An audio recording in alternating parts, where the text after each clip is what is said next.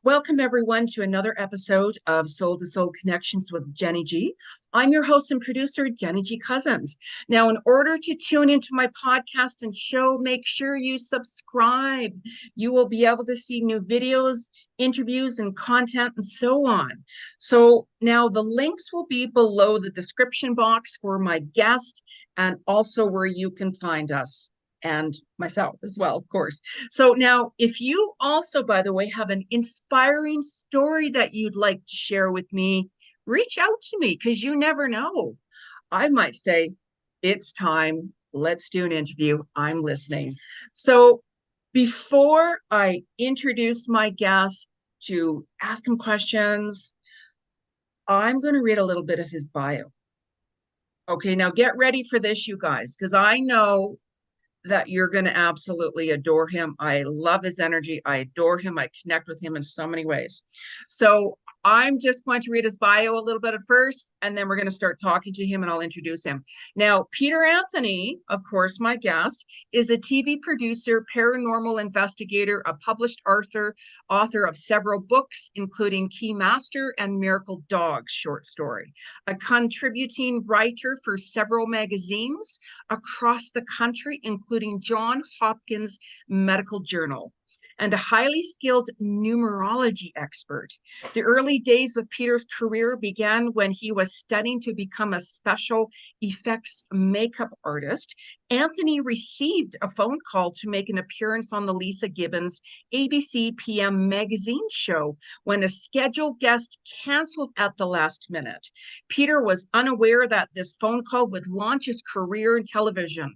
Judy Gother, producer for CBS News, tuned in the night that Anthony's segment aired, and the rest is history.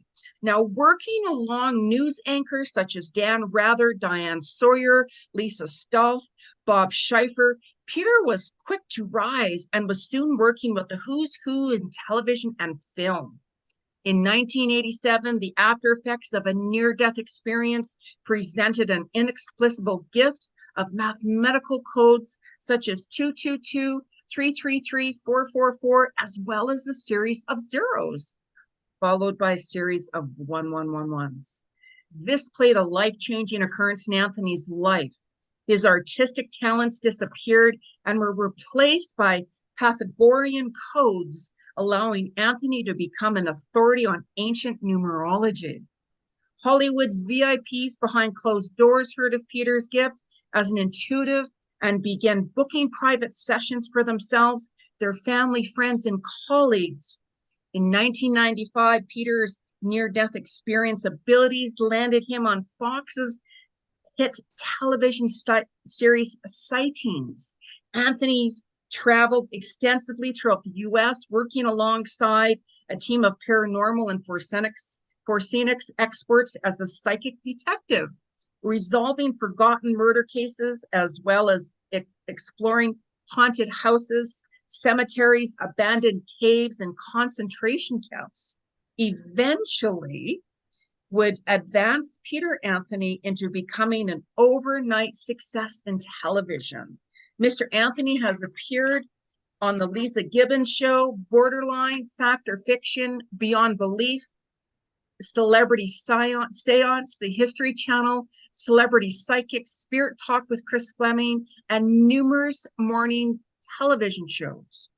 Peter has also been a guest on radio shows such as Coast to Coast with George Norrie, Midnight FM, The Age of Truth, Dark 30 Radio, The Outer Limits, The Art Bell Show, iHeartRadio, such as well as a featured guest on Beyond the Grave, a feature film documentary on Prime. Now, Peter Anthony's worldwide book tour has propelled him to becoming a defining speaker for near-death experiences. Mr. Anthony's book, Key Master, inspired by his own near-death, has been indoctrinated into the Edgar Cayce Library. Anthony is in pre-production on a documentary series called Dying to Come Back. Whether it is clear to us or not, there is an undeniable order to our universe. The Key Master Trilogy book series explores two thought-provoking questions. What happens when we die, and is there life elsewhere? Now you're going to see why this guest here is extraordinary. And thank you, Anthony. Thank you, Peter Anthony, for taking your time to chat with me today. I'm so very grateful. Well, thank you, thank you, thank you. And first of all, I want to say thank you to your listening audience. There's a thing we call choice on the other side. I was given a choice to come back. And so when I did come back from my near-death experience, I began to operate with this thing called choice.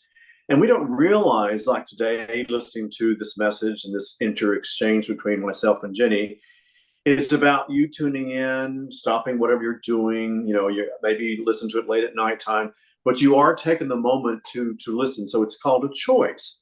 And so I want to say thank you very much for listening. I love that you've taken the choice to listen to our exchange today. And thank you for being a part of my world this morning. So I'm ready to go. That's so awesome. Yeah. Now your near-death experience, it started on the operating table. Like was it just like a surgery that was pre-planned, or did something happen? Yeah, I had been misdiagnosed on June 4th, 1987. They thought I had a stomach ulcer, so they were treating me with Tagamet. And I was so busy in my career. I had so many different celebrities I was working with at the time. And of course, you know, my gig with CBS News as a special effect, excuse me, as a freelance image consultant. So I was always busy, and I never said no to any booking.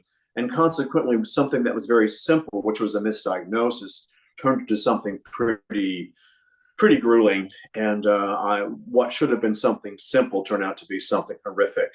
And so I had to take responsibility for it because, you know, I've never been one for doctors ever, and still feel that way to this day. But, you know, as I said, I have to take responsibility for them because that, again, goes back to the thing called choice. And my choice was to avoid, to put my head in the sand. And I think in particularly for me, this was like the late 80s, and we were in the height of the AIDS epidemic. And I began to see people I knew in our industry, from the fashion world, the television world, runway world, film world, people that I had been working with extensively were just dying. And I was beginning to lose weight. And I started getting these little lesions on my neck and my body.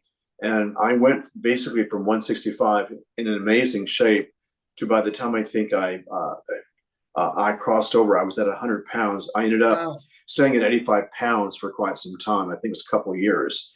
You know, so it was looking back at it, was just a great time in my life. Yes and no. No for not, you know, listening to my doctor, and yes, because of that, by not listening, it kind of led me to this, my near-death experience. Wow. So during that time with your near-death, now during your time in like the bright light tunnel, Mm-hmm. what were the 4 important things you learned that changed your life? Well, so oftentimes when so many of us who've had near-death experiences, we do go through the tunnel, the bright light. There's so many things happen. I can only share with you my story. So take what applies and dismiss what doesn't, because every near-death story is a little different. But for the most part, I think the life review and the tunnel is pretty much the same. But for me, I remember when I did cross over, I was on that operating table, and I'm looking down at Peter Anthony in physical form, me, Peter Anthony, now in spirit form, looking down at my dead body as doctors are going to medical protocols, slapping the pedals on my chest. And as soon as they did that, I remember seeing me, I guess if you say in spirit form, transparent form, floating in towards this, what I call the bright light, the bullseye, the tunnel. And I remember the moment I went into the tunnel, I began to see people from my past lives. I began to see people from my, you know, my current life, greeting me at the tunnel, welcoming me at the tunnel. And I think as I'm going through this tunnel, and I have to say this is very important. So oftentimes people ask me, what were you feeling? And, you know, weren't you concerned? And how come you didn't ask questions like what's happening in your life? Well, when you're in spirit form, when you're transparent and you're seeing you physical person on the operating table, and you know that you're dead because you see the monitors and you're flatlining, and you're in this, if you will, kind of carbon matter, electrical frequency, you're not asking, what am I doing in this tunnel and why am I seeing this and what's going on? You go into a state called, you begin to allow because you're at a state of peace. And one of those things that happens when you're in that state of peace, you just accept. And so there is no question, there is no, there is no doubt, there is no, what's going on and why is this happening? You just don't do that. And so for me, going back to those things that took place during my near-death experience in the tunnel, the first thing you experience is this over sense of peace and harmony and love and compassion that enters in, I guess, if you will, your soul, your spirit, as you're floating through this tunnel. The second thing that I began to see were the colors on the other side. And having been an artist, how do you even begin to explain these colors? I mean, if you were to take watercolors and mix all your watercolors, there still would not need enough colors to explain to you what I saw on the other side. So color in itself was very paramount. The other thing that happened to me, and it really has a lot to do with where we are today in consciousness. But I began to see numbers like 1111, 222, 333, 444, 555, 777, 999, as well as quantum physics. And as I'm going through this tunnel, I am digesting every code, every mathematical equation, everything. And to this day, some of these codes I saw were double codes, triple codes, and quads. And so I'm seeing this, again, seeing all this. And the other thing, as these colors and these mathematical equations or numbers are united together, this is wild, but this is what happens. The collective intelligence is digested. You are downgrading all this information into your consciousness. So imagine reading the Bible in 60 seconds or less and getting it, and reading every history book on the planet and getting it, and understanding every equation of math and geometry and even algebra. All these different parts of intelligence were digesting into my consciousness and getting it. That to me was very, very important. So the collective intelligence, which I also experienced on the other side, was tapped into our environment, tapped into every home. There is a frequency that when we go to sleep at nighttime and we enter the REM cycle, that the beta, the theta, the theta, and the delta consciousness, that when we leave our physical body, we are putting fragments of energy out into the universe. And I'm seeing all these different fragments of energy going off into, if you want to call it the galaxy, the universe. To this day, to me, it's still an equation, but I'm seeing all these energetic matters connecting.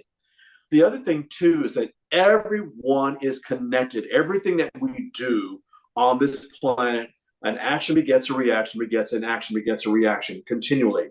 And I think for me, that was paramount, because then I realized that what I am doing and what you're doing, what we are doing, basically goes back to this tunnel. When we're in the middle of love and compassion and kindness and you're feeling all this, the opposite of that is the opposite of that. And so you begin to realize that the most vital part of living here on this planet goes back to the basic rules of being kind to people, showing love and compassion when you can, and giving or helping someone in need. And we've become such a society or a subculture of people who, especially these days, it's me, myself, and I. And so when you're experiencing this, it's a we, not a me, myself, and I. So when you're experiencing the we part of consciousness, you begin to tap into other areas of why we are here. And you're accepting and downloading and understanding and allowing. And then the other thing, too, that I saw was that everything on this planet, now this just put people out of the way, trees, animals, rivers, oceans, rocks, nature, everything is connected as one, and it goes back to source. And so when you're seeing this on the other side, the mathematical equations and the colors and this feeling of or an inner sense of peace, you're not being overwhelmed as much as you are appreciating what you're experiencing and understanding why we are here. And again, the knowledge that's given to you, you don't begin to question as much as you begin to think, oh my God, you kind of go into this place of, I don't want to say you're overwhelmed, but that's kind of close to what you're just, wow, this is amazing. So for me, going through that tunnel was truly amazing. It was a gift. Yeah. Yeah. Just a awakening from it. And if you go back to that, you could probably see it just like that in this very second, right? Every time Yeah. I do a show or a Yeah. podcast, even a television interview, you kind of go back. It's almost like, you're recalling a Yeah. dream and you're sharing a dream with your friend or who you're having the conversation with. I'm here as I'm talking to you. I'm going back into that tunnel Yeah. and I'm seeing those codes and I'm experiencing that compassion and love. And what's important to me is simply this. We live in a very complex environment, a very complex planet, but the rules, the bylaws of the universe are very simple: love, kindness, compassion, and to help. Yeah. And that's as simple as it can be. And that may sound like an echo chamber of new age philosophy and thought, but we need to kind of recognize that, because that's what's missing so oftentimes in life. We get used to my career and my resume and my education and my relationship and my award, all these things that are so, Yeah. Not I don't want to important. say materialistic, but they kind of are, Yeah. because it's all those things that we think are the better things in life, when really it's Yeah. really not. Let me ask you this. So if you knew that you were going to die today, who would you call? What would you do? Yeah. Me, I think of my dog, who I love and adore. I rescue Yeah. animals and have for many years. Yeah. Who would take care of my dog? So think about that. If you were given that inkling of that you were going to pass on today, what would you do? Who would you call? Who would you forgive? Who would you say, I love you? And so you have to understand that when you have a near-death experience, and an example, I was at a birthday party celebrating my birthday. And here I am, joyous and happy and grateful that people are coming together to celebrate my birthday. And the next thing you know, an hour later, I'm at the hospital dying. Yeah. So there is no, as I said, you go back to that moment in life, and what would you do? What would I have changed? Now, who Yeah. would I have called? So I tell all my people who listen to me, today is that day that you should call somebody and say, I really am sorry for this, or thank you for being my friend, or, whatever that phone call is. Or, when you're walking your dog, get off your phone and walk your dog and really Yeah. connect with your dog, or pet your cat. Take the time, because there's no guarantee. And anyone who's had a near-death experience will tell you, I was in my car and the next, I'm broadsided and I died. Yeah. I know a lady excuse me, twins who were struck by lightning. One died and one didn't. Wow. We don't know. So I look at life very simply. We have a start date and we have an expiration date, and what you do in between is pretty important. Yeah. I completely agree. Like, even when I used to work on call at the hospice for many years, you see death every day, and I Yeah. found it was harder on their family and friends, of course, because you knew that the patient, let's say, they were going into a more peaceful world. And, a lot of them I found were at peace with it before, because that knowing and that sensing and such like that. And it's certain events that can open somebody up to say, wow, you know what, a traumatic event can change somebody's perspective instantaneously, Yeah. really Well, quickly. it makes me appreciate, as I said, Yeah. life. And this last several years, especially during COVID, I lost so many different people. Yes, me And too. Yeah. some people I just didn't expect. Yeah. I lost my, what was left of family, Yeah. to it. So as I said, so the shoulda, coulda, woulda is not a part of my conscious anymore. If I Yeah. make that phone call, I make that phone call. The other thing that I learned on the other side is there's never a time or a moment, uh, when I say goodbye to someone on the telephone, that I don't tell that person I love them. I Yes. just do. And that was something for me that when you see yourself in your life review and you see those things that you didn't do, Yeah. that you could have done, Yeah. one of those things was, I love you. And Yeah. so that's a part of, when you're in my world, Peter Anthony world, people know, my friends know, those who are close to me know that I always say, I love you.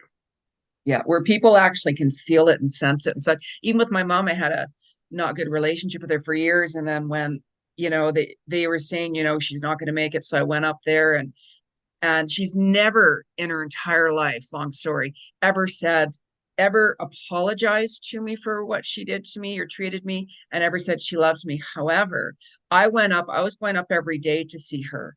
And the only two things immediately, she was very weak, and then she kind of pulls me to her. And then she Hmm. kept on saying, I'm sorry, I'm sorry, I'm sorry. And she could barely like talk. And she goes, I love you, I love you, I love you, I love you. She's still alive, like, and I know why she's still hanging on. I know why, right? But it's just extraordinary that, they can feel energy around them. And I'm Hmm. so grateful that, because it just released me, to more peaceful ways. So saying somebody you love them and I forgive you and apologizing, those are like life-changing words. Well, for me, what I saw on the other side, and you bring this up, it's interesting because, like you, I had a very tough relationship with my mother. But what I did learn on the other side was the very thing that they weren't was the very thing I became. And so, an example, I often sometimes when clients come to see me for numerology readings, and especially men when they complain about their father being an alcoholic, and they themselves are sober, I say, well, see, your father was an alcoholic, and because of his behavior, it motivated you to do the complete opposite. So, be Yeah. grateful that you are not living in the shoes of your father. And so you have to always go to the higher perspective of a Yeah. situation. So the very thing that she wasn't was look at who you are today and what you're doing. You're a very loving, generous person. So that she became your kind of your Mikey, if you know as it were, to be a better person. Yeah, absolutely. Absolutely. So now when you did experience a light being encounter, why is the subject avoided? It is something I've been talking about for years.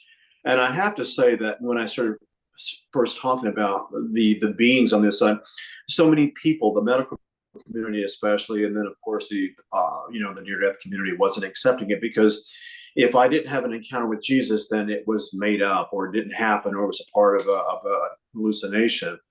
But then you find out after obviously we've had 20 million people who've had near earth experiences, and we keep talking about the beings that we encounter, the enlightened beings, the master, if you want to call it a Zen master, whatever you want to call it. Yeah. I had that encounter with a being who was very advanced. And was it Jesus Christ? I certainly can't tell you that it was because, it's not, he said, hey, man, I'm Jesus. It wasn't that at all, but maybe a guardian angel, perhaps. But it was someone way beyond understanding and someone very wise and someone. I mean, imagine when you love your dog or you're in a relationship, you're newly in love. That feeling that you get when you have that love for your animal or that new relationship, and multiply that 10 times, 10 times, 10 times a million. That's the kind of love that you experience when you are with this being, and you're just at peace. That's the only thing I say. You're just it's like, watching the ocean caress your ankle as you're drinking coffee. That sense of peace is overwhelming, and you worship it, you adore it, you accept it. And that's what I was experiencing was the being. So I think for those who've had near-death experiences and you're hearing from the authorities that say this didn't happen to you, Yeah. you know what happened, you saw what happened, you felt what happened. So stand in your truth. And I think oftentimes those beings, those advanced beings, they are guardian angels, and Yes. sometimes they are there for the rest of your life. And so I think the more we tap into a higher consciousness, the more available these beings present themselves to us. So for me, seeing this being and having a conversation with this being, I had a chance to see so much of my life review with this person on my side. Oh, I totally believe that. I actually, when I was young, I didn't want to be here. I didn't want to be with the family I was born into. I wanted to go home to God. And all of a sudden a being appeared right in front of me. And I'm like, take me home. I don't want to be here. I don't belong here. I don't want to be with this family and so on. And the being told me why I'm here, why I'm supposed to be here. And then long story, right? And then all of a sudden I felt this like I can't even explain it, but this kind of energy go right in through my whole entire being that Yes. any ounce of stress or sadness or anxiousness I had, it was instantaneously gone. Like it was Right. like this kind of energy. And this overwhelming amount of love thrown at me, and then I fell asleep, went into this deep, peaceful sleep. And I'll never forget what they told me. And I Well, know, and you that don't they forget said, those we're moments. always with you. We're always with you. That's right. Yeah. So yeah, wow, that's awesome. That's awesome. I love it. Well, as I said, so oftentimes we have people who are the authorities of the subject matter. Yeah. And, I went through so much in terms of listening to the people who were the experts in near-death experiences. And this, when it happened to me, we didn't even, there weren't enough support groups, and there certainly wasn't a national organization for near-death experiences. There was none of that. It was word of mouth, and it's who you connected with and who you spoke with or who you didn't speak with. I would go to the library and began to do research on the beings and the spinning tunnel. I didn't know. And so I was on this quest, this hunt, this search to find answers. So as I said, and one of those was, I said, it was just kind of scooted on the table, this encounter with the being. So with me, that was like, let's just go find out what's happening here. That was it was a mission. Yeah. Yes, absolutely. Absolutely. And you also were speaking about past lives. Like, what were you showing that when you were? Well, oh, absolutely. And again, another subject that, I think Dr. Bruce Grayson, who has become the authority of near-death experiences, brings up the subject of past lives, brings up the subject of the intelligent being or the ascended master who sits at your side and kind of guides you. So he became the grandfather of near-death experiences, and his research for the last 40 years is amazing. So going back to that, I think for me, going through the tunnel, in the beginning, I was seeing people that I had passed. I've done so many different podcasts and radio interviews and television interviews, and I talk about my third grade teacher, who in particular, if I look back in my life, wasn't my, that one all teacher who made an impact on me. But for some reason, she was there at the tunnel greeting me. But there was this beautiful, young, happy, vivacious spirit that I didn't see as my teacher. And so, what I got a chance to see was her broken heart and how she just kind of let that broken heart, that bitterness, just be the rest of her life guide point. And so I acknowledge that, you can't hold on to what someone did to you, that betrayal, that hurt, that wounded heart. So perhaps that's why I saw that. But I was also seeing people on the other side that I knew automatically, instantaneously, that they were from my past lives. I saw people from the 1500s, and I don't want to use the word costumes, but they were in period pieces. Their dress, their attire, their makeup. There were symbols that I was seeing, and I saw myself as a black slave in the 1600s. I saw myself as a writer who never could complete his gift as a writer because of my disease of alcoholism. I saw, interesting enough, I saw that my mother in this current lifetime had been my enemy in several lifetimes. And so it's like in this lifetime, I began to come back, she and I have back, kind of work through our karma. And so, as I said, over and over and over again, I began to see these past lives. So getting back to why this is such a controversial subject, it wasn't until children started having their near-death experiences that the medical community began to listen. And how could these children have known what they knew? Mm-hmm. So I think for me, it was kind of this moment in my personal history of going back to being criticized for speaking about past lives for so many years that took place during my near-death experience. It was kind of like that aha moment. Thank you for letting me see this truth.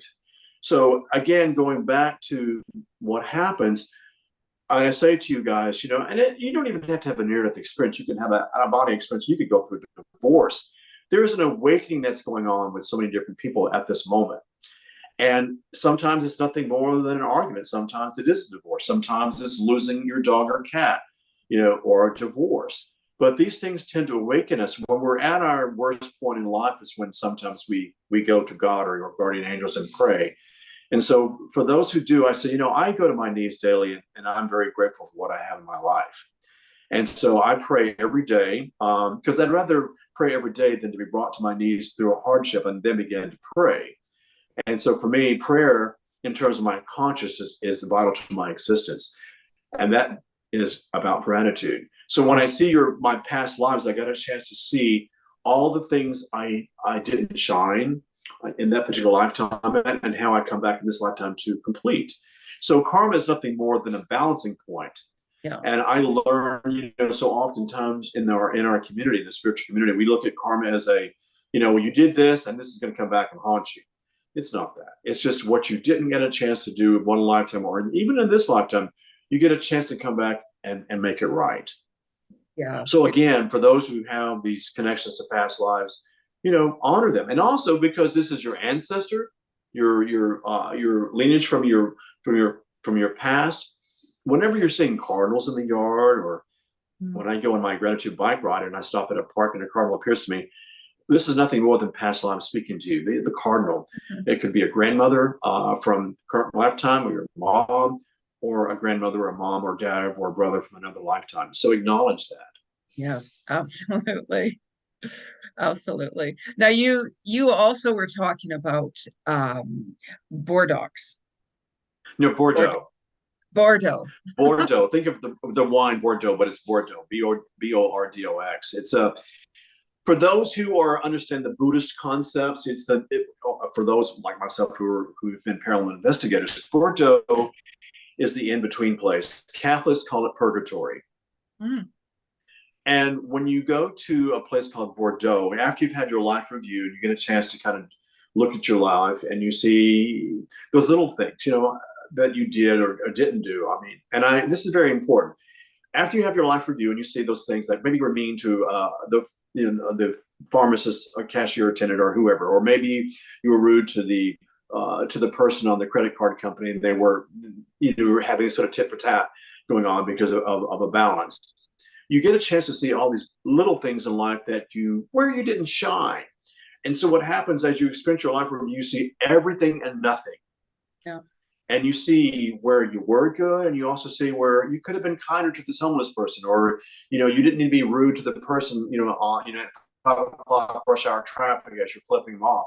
See all these little things. So as you advance through these stages of your life review, not everyone gets a chance to go to Bordeaux. But for me, Bordeaux was the cleansing station where I got a chance to see prophecies. Dr. Grayson talks about the PPVs and the personal flash forwards and the prophetic visions that a very few people who've had near-death experience to get a chance to experience. I had the personal flash forwards, meaning life review, but I also was able to see prophetic visions of where consciousness is going, where humanity is going. And so I got it. I guess the moment when I was having this connection with this ethereal being I call God. And I want to say something, because this is very important. Religions kind of teach us that there is this, man in heaven with the long beard and the cloak and the staff, and they meet us at the pearly gates. It's not that. When people talk about they have this encounter with Jesus and they see this blonde, blue-eyed Jesus in this clean robe, I know right off the bat that they did not have a near-death experience. I think that you must understand that when we have near-death experiences, if you are having that encounter with Jesus, I think you will know that it is Jesus, rather than describing him as this blonde, blue-eyed, being, with wings. It just doesn't, it's kind of cartoonish. I don't mean to be critical there, but when I was in Bordeaux, I got a chance to view our planet. I got a chance to see what we were doing to our planet. I got a chance to see the environment. Everything is connected, as I said. So the rock, the tree, the dog, the cat, the elephant, the lion, the plant, the cement, everything is one. Everything contributes to everything on this planet. Action begets reaction. So if I'm destroying, the environment, what effect does it have on someone on the East Coast? If I'm polluting the rivers, what effect does it have, in the south part of the region? Everything has a reaction to it. And so I began to see all these reactions to what we as collective consciousness, human beings, were doing to our planet. to the animal kingdom. I saw the massacring of the dolphin. I saw, seal and bears and an elephant being hunted, just cruelly. Yeah. And I'm looking down at all this, and I'm seeing me not voting and how important my vote was. It's not that I had to put a blue, a Democrat or a Republican. I had my job as a voting citizen was to find someone who resonated with kindness, someone who represented, wanted to help. So it's not about blue, it's not about red, because God's not up there going, well, we have a Democrat that's coming in, we have a Republican coming in. There's none of that on consciousness. You look for the goodness in people and you resonate with that. By not voting, it has a ricochet effect on someone else who's not voting. So we complain that our vote doesn't matter. Well, it does. Me polluting the river has an effect. Me having an argument with someone has an effect. I had a chance to see me argue with someone, and they were so upset by our tantrum going back and forth. And I had a chance to see someone who went home and was so angry with me, meaning on the person on the telephone, that they had a car wreck, and they were upset. But I have to take responsibility for that, because our bantering back and forth created hardship for this person. So my action begat a reaction, and this reaction begat something else. So as I said, so if you understand that there are no victims on this planet, that everything we do should benefit everyone else on this planet, then you'll look at life differently. There are no victims. I'm in an abusive relationship. Well, then you have to ask yourself, what are you learning from this, and what is it doing to your consciousness, and how is it benefiting you? And we go back to what we said earlier. Sometimes there's a thing called, I need to say no to this and move on. And oftentimes I see in the spiritual community, the people who come to me for readings, they hang on to these relationships and they feel guilty for letting go. You know what? Sometimes you need to let go and to move on to something that's much better for you. So as I said, so when you're on Bordeaux and you're at Bordeaux, and you're living in this, or you're in this state of consciousness and seeing everything going on the planet, I think for me, looking down at what we were doing to collective consciousness, I remember thinking, how could I do better? How can I have done better? And that became a part of my quest when I came back. What could I have done? What can I do now to make things better for the planet? So for me, I saw the cruelty of animal. When I came back, I rescued dogs and cats that come from abusive families. That's my way of contributing to the shift of consciousness. I help abused women or children who are in abusive relationships. That's my contribution to collective consciousness. So I say to your listening audience, what are you doing to shift consciousness for the better? What can you do? What we do oftentimes, we're so geared towards our career and our education, and we're being best actor, and the number one football team is, we kind of live in a sales mentality. And we should be living in a compassion mentality or a love mentality. And we're not doing that. We're sold on an addiction of something else that doesn't benefit our consciousness. So when I'm looking at all this on Bordeaux, I'm thinking to myself, what could I have done? I was given the choice, and this is important. I was given the choice to go back, and this dialogue going back with this ethereal being was almost like looking at the sun, but fragments of energy just all around me, talking to me from here and from my back and going out into my solar plexus. Now, did I see me in physical form? No. Did I feel it? Absolutely. And I could feel the energy and this compassion, the fragments of consciousness, exiting my solar plexus. And I remember saying to this being, this is not what God intended. And the voice said, do you want to go back? Yeah. And I got a chance to see myself on the other side. Now, I stuttered for many years. I had a speech impediment. I saw myself traveling around the planet speaking on my near-death experience in consciousness. I saw myself rescuing animals. I saw myself writing. Yeah. And do you want to go back? And I saw myself, my years ahead in this lifetime, what I was doing. I saw where the planet was going. Do you want to go back? The voice said. And I said, yes. And so when I did come back, I remember leaving Bordeaux.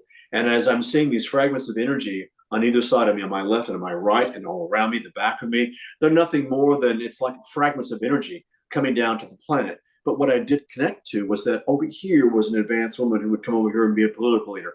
Over here was a vet. Over here was someone who was going to be a scientist to help cure a certain disease.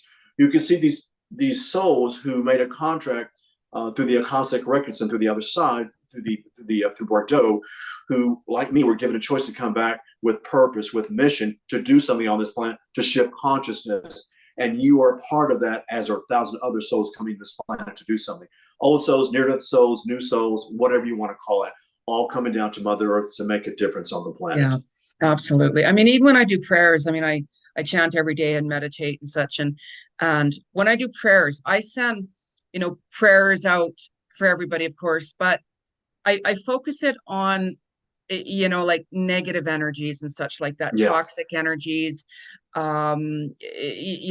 because if they saw unconditional love and compassion and light, that would change. And then there'd be that changing of the world from the so-called leaders, which there are no real leaders as far as I'm concerned. It would change unconditional love. And I believe that's the number one power of the world, and the gift is love.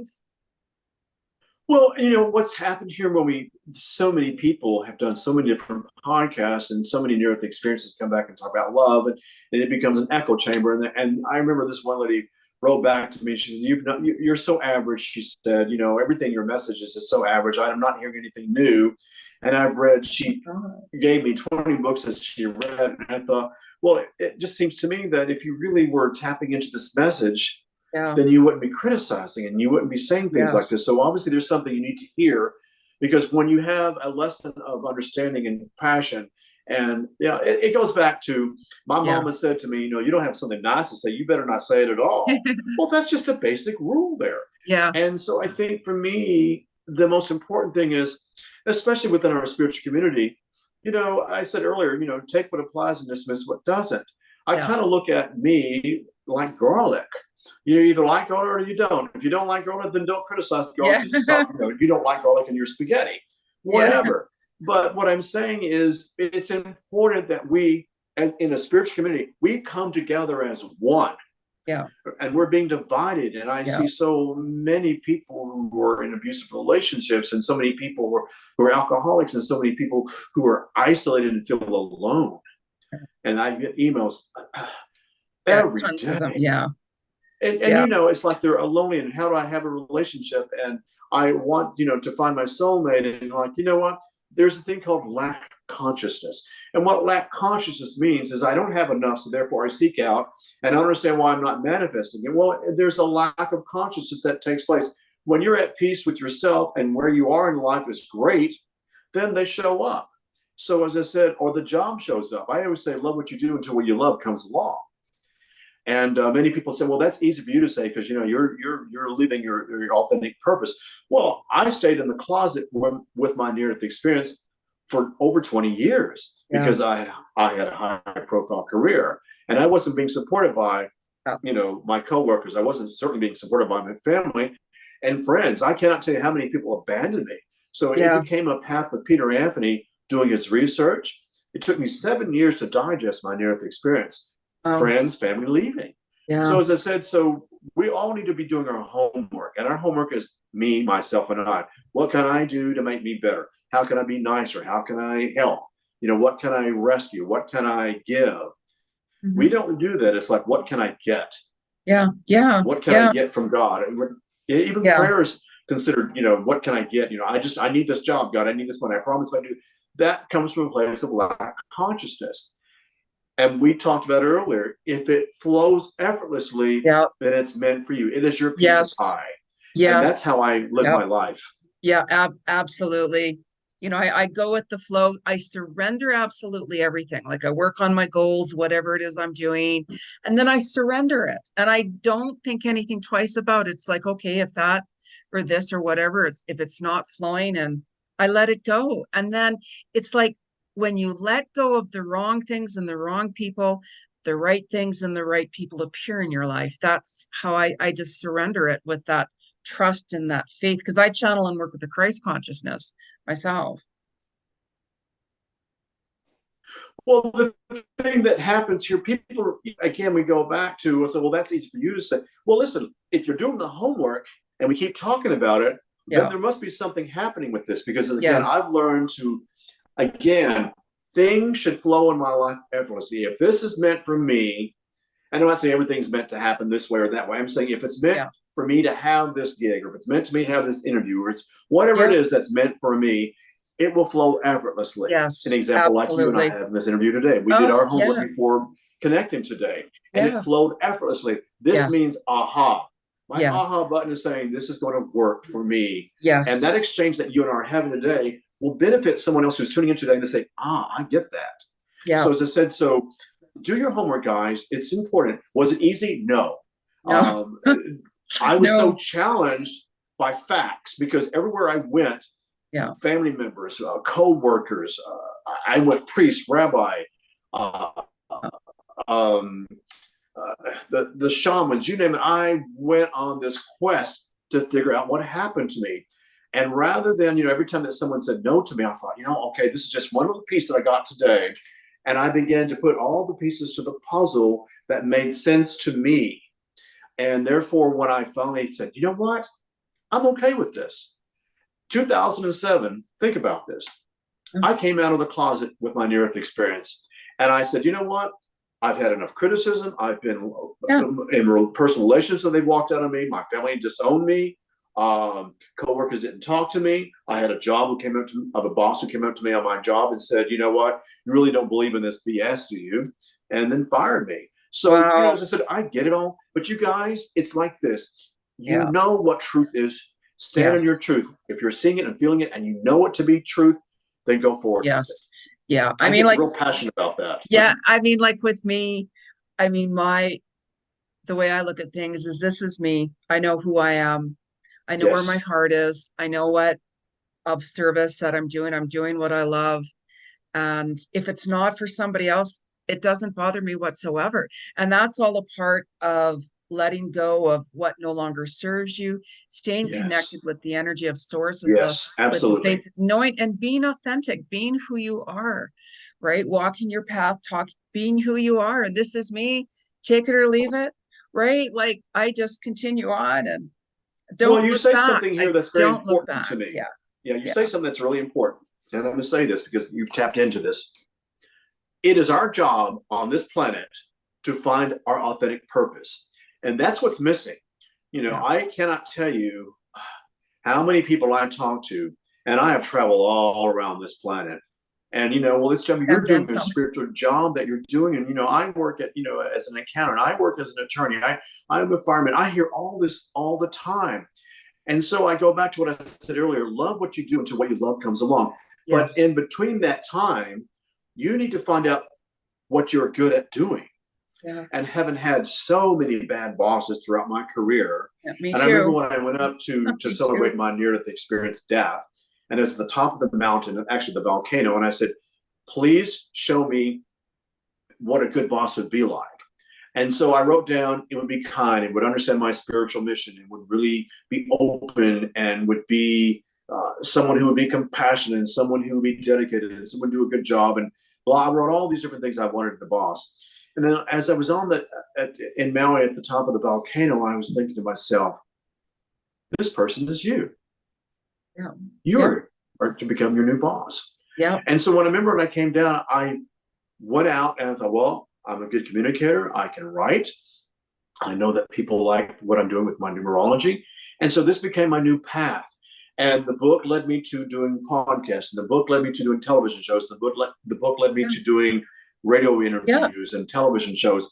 Every step I took opened up for me. So you see, when you find your authentic purpose, you become an authentic person. Yes. Yeah. And so it's very simple. If you have an authentic message, you will find an authentic audience. So that word you bring up here is so important for your listening audience. Find what it is you're supposed to do. I don't care if you go to an astrologer or you go to a neurologist, you go to someone who is, however you speak it up, the priest, the rabbi, whatever you have to do to find, just understand, I'm here for my authentic purpose, and say to God, Jesus, whoever you believe in, the ascended masters, show me what my purpose is. And then your job is to listen Yeah. and let Mother Nature, the cardinals, the robin, the hummingbird, the coyote, the mountain lion, the bear, whatever it is that shows up in your life. And people say, oh, you're waiting for a bear. No, I saw the coyote. And the coyote represents the trickster, or the cardinal represents our answers from previous lifetime. The hummingbirds represent angels. I began to tap into Mother Nature every time I went to the ley lines on my near-death experience birthday, and use these creatures that would show up in my life, and go home and look them all up. And there was a formula, there was a pattern, there was a piece to the puzzle that led me to the next step. And so I said, our job is to tune in to Mother Nature, but what we're tuned into are our phones. We're not looking up, we're not connecting. Yeah. So go to Just nature. looking within. Yes. And I mean, like I always tell people, because I get asked that myself, like, what do? I always say, when you follow your passion, what you're truly, truly passionate about and drawn to, you're going to find your life's purpose and your soul's destiny.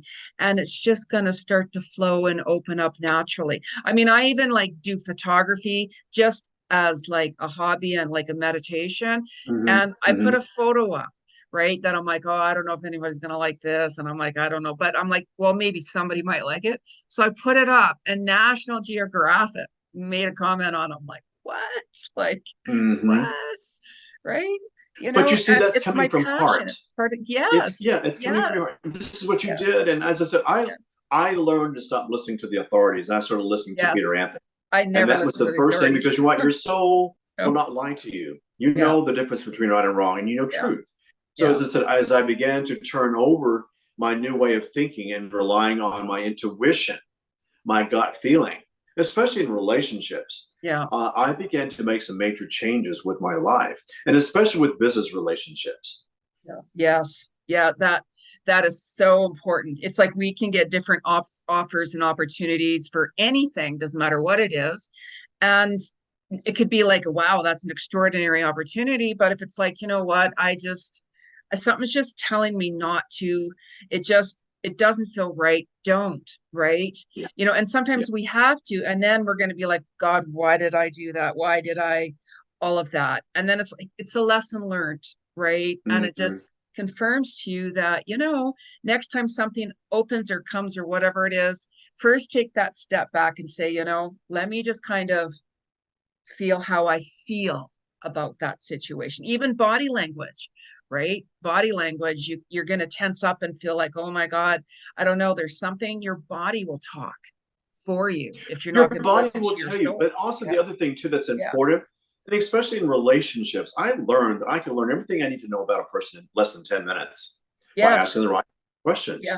And you know, so as I said, and I've applied that with in my business meetings. And so I think for me, you know, that intuitive, you know, when your voice says to you, and let's say you go to a party and you're there with your husband, and you walk in the room and it's just crowded with people, and you walk in, this little voice is saying to you, no, this just doesn't feel right, right? You say, but there's nothing in the room that you're seeing, you know, that makes sense to you. Yeah.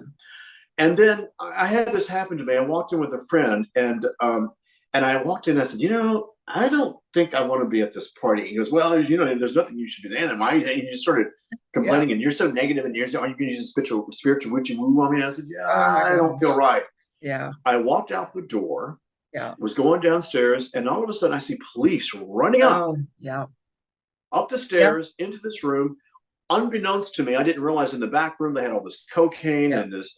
There was so much drugs in the back room. Wow! But there was nothing out in the hallway and in the living room and the dining room that said drugs. I just had a sense that something wasn't right, and I listened to it and I walked away.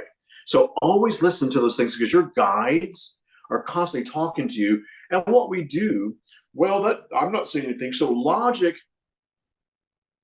and the intuition do this, they crisscross. And we tend to listen to logic and not our intuition. Your intuition is 100% spot on. Listen to it. Because when you came back, did your abilities obviously grow and such like that? Like, because you started seeing all of these like codes and like, I think for me, and you know, this is something too that's very interesting. And I it's funny you should say that, because I got an email this past Sunday with someone. I was a skilled artist. I could paint, sculpt, build, did caricatures, oil paintings, canvas, abstract. I had an art scholarship. I could do everything. I mean, you could just give me a pen or a pencil or a paintbrush, put out a masterpiece. Yeah. When I came back, I couldn't. I still cannot. I cannot even draw a stick figure. It's just like, what happened? I think for me, the most challenging thing that took place in my life, number one, was watching this gift that I had for so many years that I took for granted leave my hands. And I say my hands because to this day, I can look at something and understand how they're painting and how they got to that. But if I were to put the paintbrush in my hand doesn't know what to do. So everything's connected too. I just kind of took for granted that when it was the touch that became the understanding of this was, you had a certain touch. That's why you're able to do that stroke. This is why you're able to create that color. I don't have that touch in my hands anymore. So losing that ability as a gifted artist was hard for me to accept. And then coming back with mathematical codes I needed to understand. The more and more I did my research on math, the quicker my artistic skills faded. The other thing too, on a physical level, I used to run 6 to 10 miles a day. I was a jogger. When I came back from my near-death experience, I lost all movement in my leg. I was in a wheelchair. And I lost my eyesight. So I think the challenging part for me is that the doctor said to me, you're never going to run again. You may not walk again. And then on top of that, he said, because I denied the surgery, the next surgery, I said, he said, if you don't do the surgery, we can't guarantee that you'll live 3 months. Well, I began to, when I was on the other side, to look at different types of medications, the effect it had on the body. I began to look at vitamins. I began to look at herbs that I learned on the other side. And when I came back, I had a girlfriend of mine go back and bring me all the different herbs and vitamins, aloe vera juice, pure garlic. God, I remember what else I took, pure aloe vera juice, drinking it. And I began to wean myself all these harsh medications that the doctor was giving me, including the morphine. And I basically weaned off all these harsh medications, the sulfur and all the steroids that they put me on. And I began to live a more holistic life. And that saved my life. But I still cannot run. But what I can do, I can bike ride. So that became my savior. Wow. So as I said, so embrace what you can. Yes. And if something is leaving your life, like your artistic abilities, or an example, not being able to jog or getting old, you can't, whatever it is, find something else to replace it. Yeah, and trust what it was for me was going outside and being with Mother Nature as a jogger. Yeah. So now I do that with my bike. Wow. I used to run 8 miles a day once upon a time ago until I had an accident. And my foot surgeon said, you'll never like run again. You'll never. So long story short, I mean, I wear orthotics, right? However, I can go on the treadmill and I go gently, a little bit by a little bit. And biking is same thing here. Yeah. Yeah. That's just got your mirror in the background too. I wanted to say I had that exact same mirror, like that exact same mirror. That's amazing. That's pretty cool. Before like all of this happened to you, right? Your near-death experience and that, like, did you have like a sense or, I don't know, I have this feeling that something's going to happen to me. I don't know what it is. Like, did you have that?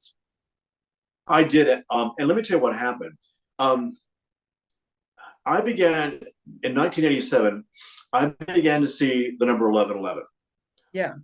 I had never tuned into that number, didn't know what it meant, but it was one of those things. I was just seeing it all the time. And look up, the clock was 1111. I'd show up somewhere, it was 1111 Commerce Street, and whatever it was, 1111.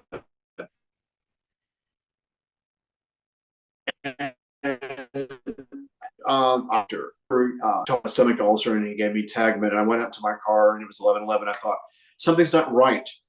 And I was working on a film project, and I had to fly to Houston, Texas, and we were filming on a Sunday. And I remember I was looking at this tall skyscraper downtown Houston. We were at a place called Petroleum Park. And I remember I climbed up at the time of shoot, and I was telling production, because we couldn't film. I forgot what happened. We were in one of those sound or camera, I can't remember what it was, but there was a change and we weren't able to, had to stop for several hours. And I remember climbing up in the statue and I said, oh my God, look at that building over there. We went across the street to the public library, which was open on Sunday, which is unusual. And I remember walking in that library and drinking some water. And I walked outside and I looked at this building, which was the same building that I saw. It was this kind of contemporary building. At the top of the building was this Gothic, artwork in this very Gothic kind of style on top. And I looked at the address and it was 1111 Houston Street. And I went, oh my God. And that's when I knew that something powerful was coming my way. It just hit me like that. And I remember the day of my near-death experience on November the 11th. I remember being when I there was so much difficulty going in being checked in. And then the intern that brought me into the hallway left me there in the hallway because he thought I had AIDS. And he was scared, and so he kind of pushed me by an exit sign by the garage and just left me there. And a nurse came and got me and brought me into the ER room, and then they put me in room cubicle 11. It was curtained, and I remember there was 11, and I'm thinking, oh my God, this is strange. And then I remember when they finally checked me into the OR, the same nurse that kind of was my savior that night brought me into the hallway, and I could see through the windows just the surgeons, and I watched this nurse go in. I could see them. She was arguing with them, and there was this little old lady in a wheelchair. She was African American. I couldn't tell you how old she was. And I remember looking at her, and here I'm on a gurney lying down in excruciating pain. I was bleeding internally. I didn't know I had a perforated viscus, and I was internally bleeding inside. And I remember she grabbed my hand, and I looked at her, and her eyes were glowing like this blue, and she was just beautiful African American, very frail. And I couldn't tell you how old she was. She was kind of androgynous looking, but she was also ageless. And she said to me, "Don't be afraid to go into the light." And she touched my hand. And I remember that experience so vividly. And then I remember when I had my clinical death on November the 11th at 11:11 p.m., I died for over 11 minutes. And so 11:11, cubicle 11, operating room 11, and then, of course, my death. Wow. And so you can understand that why I became so obsessed with the number 1111, which led me to all the different numbers that's on the other side, which led me to the quads. And I just began to do my research on numbers, which led me to numerology, which led me to becoming a paranormal investigator, which led me to writing a book, which led me to here I am today. Yes. Every step I took brought me to where I am today. So as I said, going back to these gifts that I had as an artist left me, and it was numerology and astrology that became my gift. And so I have to honor that today, because again, 35 years ago I died. And so as I look at that gift that was given to me, now let's be honest here. Do I want to go through all that pain and hurt and that mystery and the recovery of 7 years and the relationships that left me and the medical inexplicable reactions I had to being blind and being in a wheelchair and the pain, the constant pain, and being at 85 pounds for almost over a year, looking like and people didn't want to come and talk to me because they thought I had AIDS, so they would kind of judge me. Looking at me, they were and back during that period of time, people didn't want to get anywhere near you. So I learned what it was like to be social profile very early on in my life. Yeah. And so as I said, so that very hardship became the very thing that taught me compassion. So the gift that I lost, I gained something else that was much more profound, and I'm very grateful. I agree. I agree. That number it's a very powerful number, 1111. Even I had something I was going through. I was sick. I didn't tell anybody at all. I keep a lot of things to myself, and I went to other people to try to heal me and stuff, and nothing was working. I could feel it, but I'm like, thank you, And then I kind of went into a trance one night, and I'm like, I started like I don't know. It was like this trance, all I could just describe it as. And I kept on hearing, you can heal yourself, you can heal yourself. And I just kind of started going like this with my hands, to my head down to the bottom and such. I've done that too. And I turned around and I saw white powder, like mist of something come out of my side. And as I turned around, because I'm like, what? And I turned around and my clock was 11:11. And I knew at that very second I was healed, and I was. And then I had went back to the doctor, like the specialist, because I had this dream I was showing, and exactly what I was shown in my dream and vision happened. And I went back to the doctor, and my friend, she phoned me, and then she goes, oh my God, you're going through this. Oh my God. So she came with me. So when I went back to the doctor, the specialist, I go into his room thinking, and he goes, why are you here? He says, there's nothing on your tests. It's clear. Yeah. Right. So that 11:11 for me, I really connect with it too. Right. Like really Well, the connect with it. 11:11 in numerology is the awakening. It's the Yeah. truth. Yeah. It's the unfoldment of consciousness. Yeah. And so for those who are seeing the 11:11, as I said, especially if you're seeing on your clock, but now I see it, I can be somewhere at 11:11 and look across the street at 333 Geary Street, and I Yeah. see a cab with 444 on it. I realize at that moment in life that the angels, the ascended masters, the guides are watching over me and protecting me, that every moment in my life is guided. And I pay Yes. attention to that. Yes. Yes, absolutely. I mean, I have so many other questions, and like we're getting here wrapping up, and I want you to come back again, because I have literally like 100 more questions I'd like to share with my viewers and such with you, Mhm. and I would love that. I would love yeah, that. yeah, if somebody like wanted to, like, where can I find Peter, and how can I read about him, and read your books, and such like that? What is the best way for them to do that? Well, my website is theaccidentalprophet.com, and just go to it, and it automatically sends you to my email, and then read my website. There's so much information. All my paranormal cases are on my website. All the videos I've done, all the articles that have been published, I've written are there on my website. The endorsement page. When people made fun of me for talking about my near-death experience, I had no one to endorse me. And if you look at my endorsement page, it's just thank you for the people that endorse me, and there are some power hitters there. Yes, Um, yes, and then I also have a vision page on my website which talks about where we're going.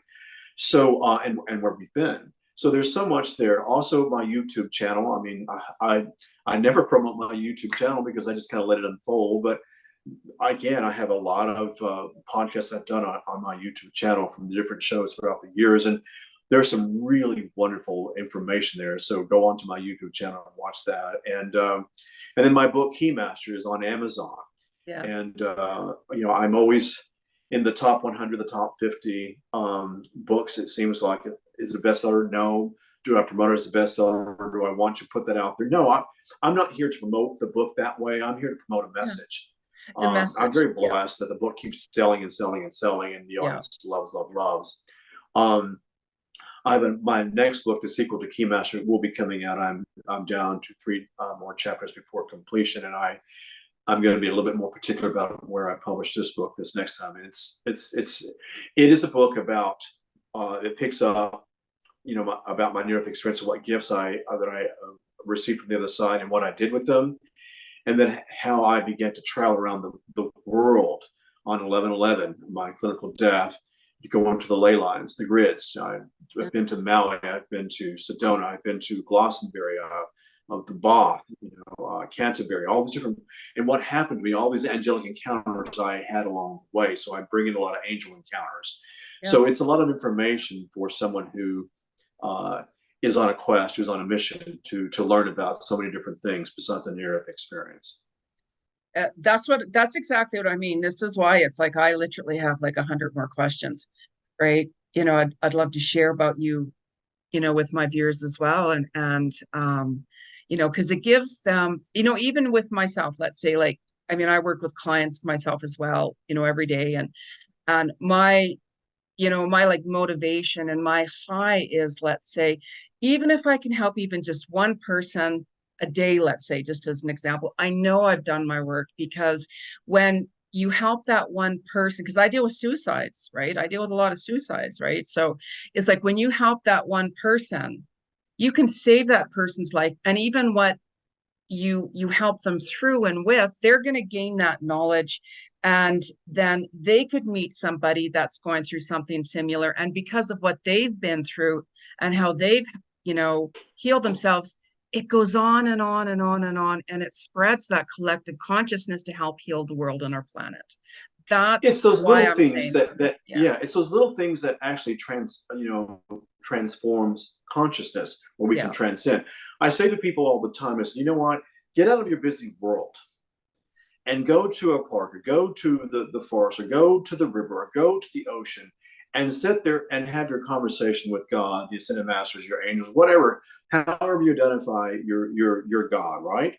yeah, And go there and communicate and watch what happens. yeah, And I learned to do that, and I said, I'm amazed, I'm blessed with so much that's taken place. And I'm going to say this, and and people kind of say things to me that especially about angels. I've had uh, so many angelic encounters, and this next book goes into that.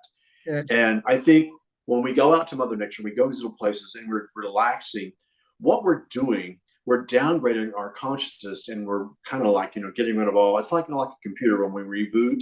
When we go into Mother Nature, we are rebooting our consciousness. And the reason why is because we are upgrading our consciousness. yeah, And this is when things begin to change in our life. When you downgrade and let peace and harmony and all those good things take place in your life, you are upgrading to the Ascended Master's consciousness. And that's why all these things happen effortlessly, you guys. It's because you are willing to do the homework and go there and do what you have to do and connect. Get out of the house. This one way. So, well, I'll just go to my bedroom and say, no, I want you to go to a park. I want you to go to a river and ocean. Well, that's so far away. Well, right off the bat, that tells us she's really not willing to do the homework. yeah, But if you're willing to do the homework, let me tell you, yeah, the gift that's out there for you guys is amazing. Do it. yeah. Because I believe we're all gifted and talented and have our own unique abilities to share with the world, and that's why I'm telling Absolutely. people, like, why would you Absolutely. try to be somebody who you're not? Why, when you're following what you resonate, you're following your passions, what you're drawn to, there's your purpose. So why would you try to be somebody who you're not? Because it's not going to Yeah. last, because the vibrational frequency isn't going to keep you there. Yeah. Well, I always say to my audience, and this, I get so many men, a lot of attorneys and corporations. I mean, I had one this past weekend with an attorney, and people get into jobs they don't like, Yeah, and they yeah, stay there because of security. They stay there because of family. They stay there because of, there's 1,000 reasons why they stay there. Okay, I get that. I did the same thing when I was in the news division. I did that in the entertainment industry. I ended my contract in 2007 and said, this is enough. I can't do this anymore. I had to make a commitment to Peter Anthony to do what I really wanted to yes, do. yeah, But I said earlier, love what you do until what you love comes along. If you work towards your goal.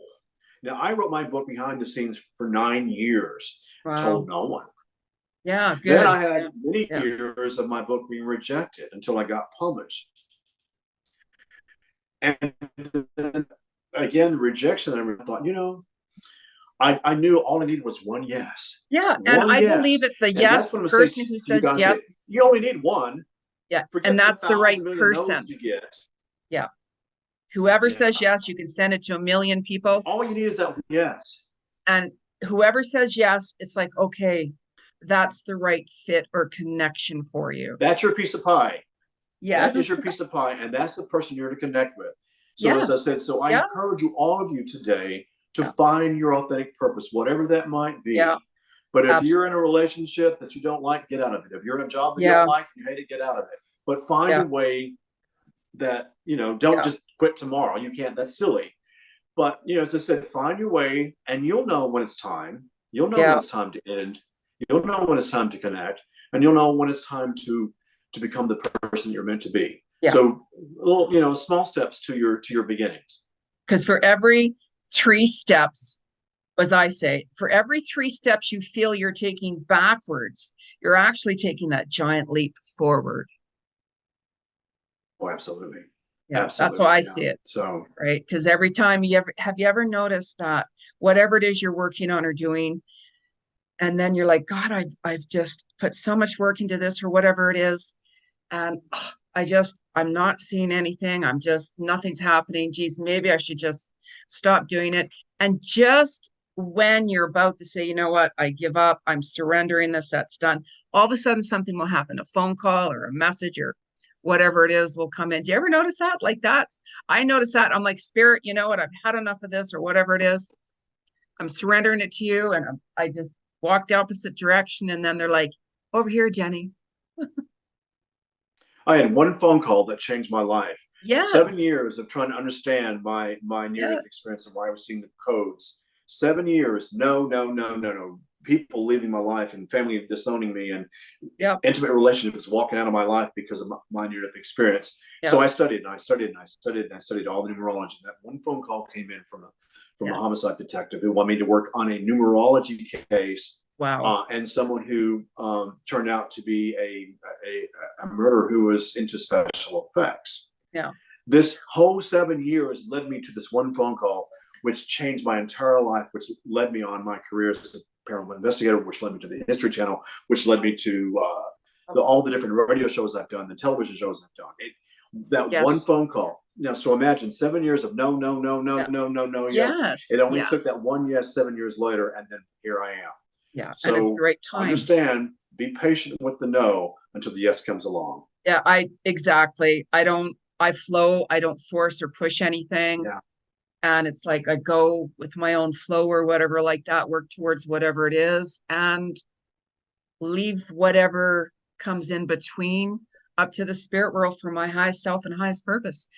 And I don't think nothing of it. What doesn't work out, okay, that's just not the direction for me or whatever it is. Right.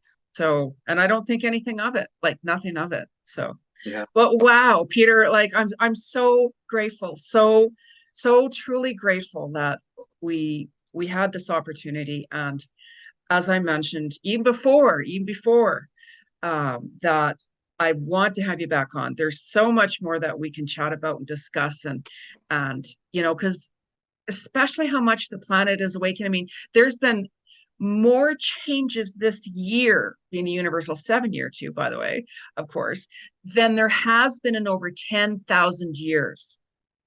So I love how people are awakening what's happening, and such people like are that. awakening.